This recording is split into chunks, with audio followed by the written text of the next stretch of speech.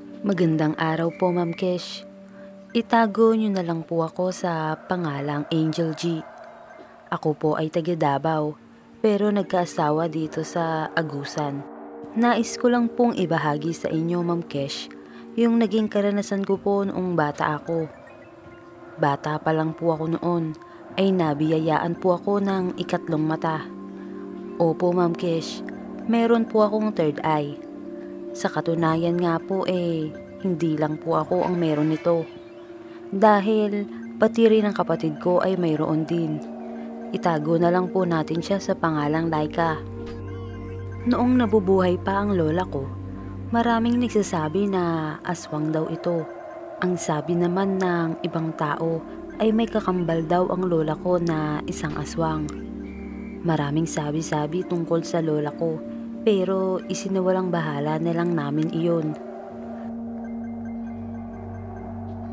Naalala ko pa, noong bata kami ng kapatid kong si Laika, ay inutusan kami ng mama namin na tawagin si Lola.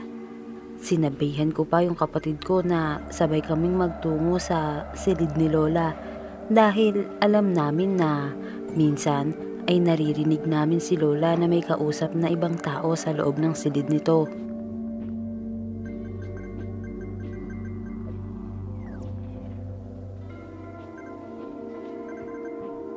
Pagkarating namin ng kapatid ko sa pinto ng kwarto ni Lola, ay nakita naming nakabukas ng kaunti ang pinto, kaya agad kaming sumilip sa loob nito. Halos manindig ang balahibo namin ng kapatid ko, Ma'am Kesh. Nakita kasi namin si Lola na nagsasalita.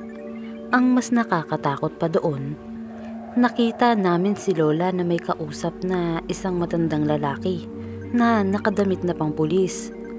Ang putla ng mga balat nito, ngunit ang mukha naman nito ay hindi namin makita. Agad kaming napatakbo ng kapatid ko, agad naming tinawag si mama at sinabi ang mga nakita namin. Ma, si Lola, may kausap ng matandang pulis. Ang putla ng balat niya.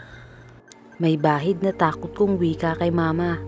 Napatigil naman si mama at bahagyang nagulat sa sinabi ko. Ma, bakit po? Tanong ni Laika.